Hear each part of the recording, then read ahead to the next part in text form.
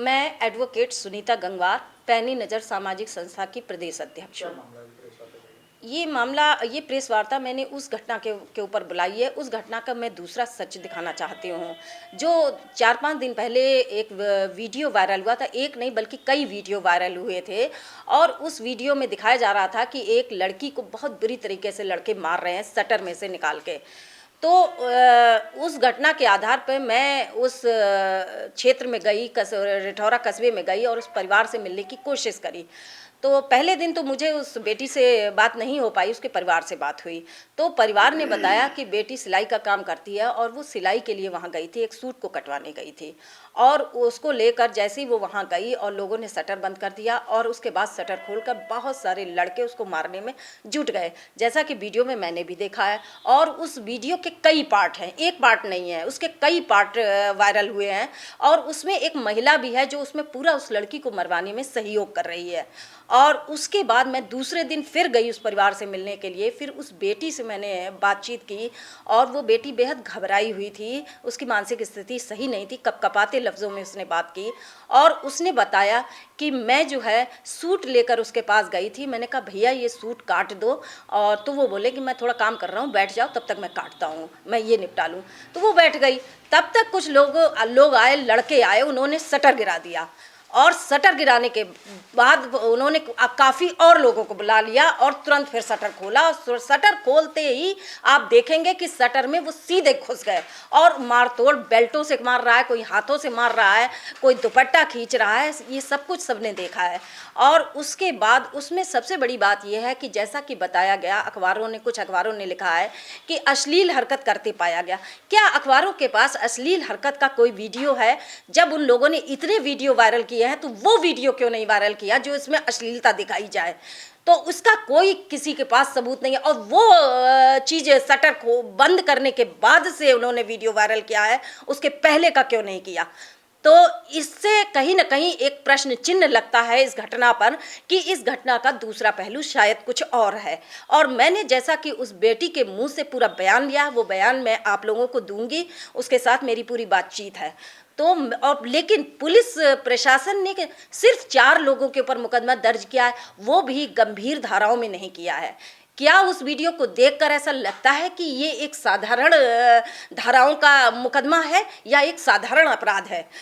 उस बेटी के ऊपर इस तरह से लोग टूटे हुए थे जैसे शिकारी कुत्ते किसी शिकार पे टूटते हैं।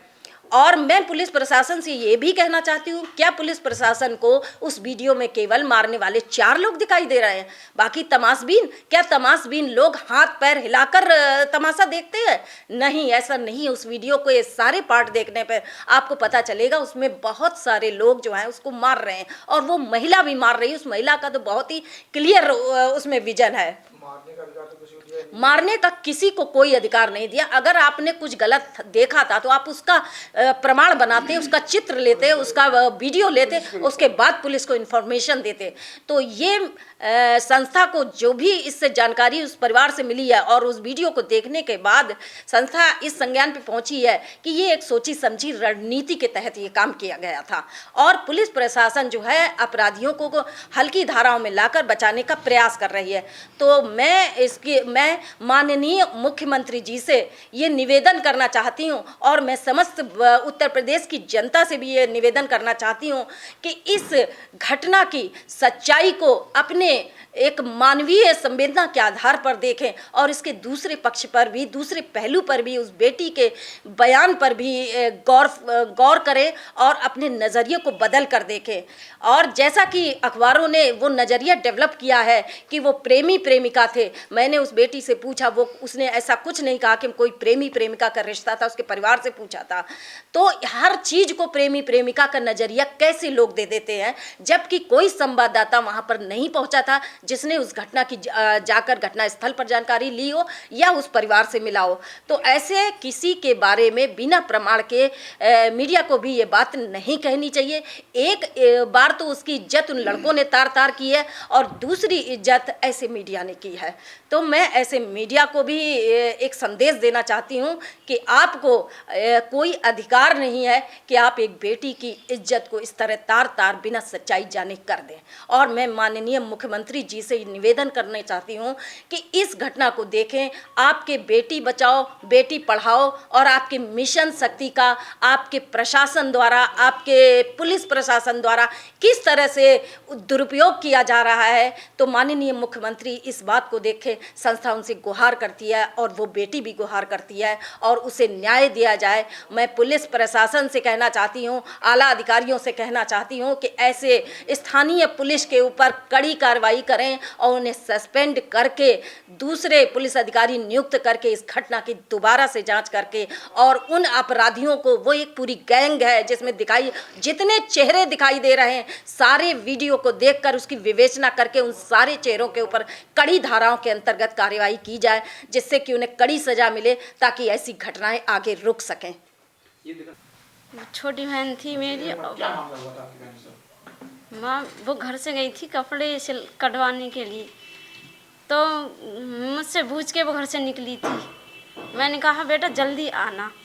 वो वहाँ पर गई, वहाँ पर पूछा कि शराफत भाई हैं, तो बोले वो नहीं है, खाना खाने गए कि बैठ जाओ। मैं बोले वो मेरा कपड़ा काट दो, उन्होंने कहा था। तो ठीक है मैं अभी काट रहा हूँ, आप बैठ जाइए। वो जैसी बैठी थी, बाहर से लड़के आए थे, उसे पकड़ के अंदर बढ़ा दिया, शटर गिरा दिया, उसे धक्का दे दिया, वो गिर गई वहाँ पर। और वो दोनों उसी में बंद हो गए और शटर गिरा दिया। फिर सबको इकट्ठा करा था उन लोगों ने। इकट्ठा करने के बाद वीडियो फिर वायरल करने, वीडियो उसके बनाने लगे। फिर वो शटर उठाया और फिर दोनों को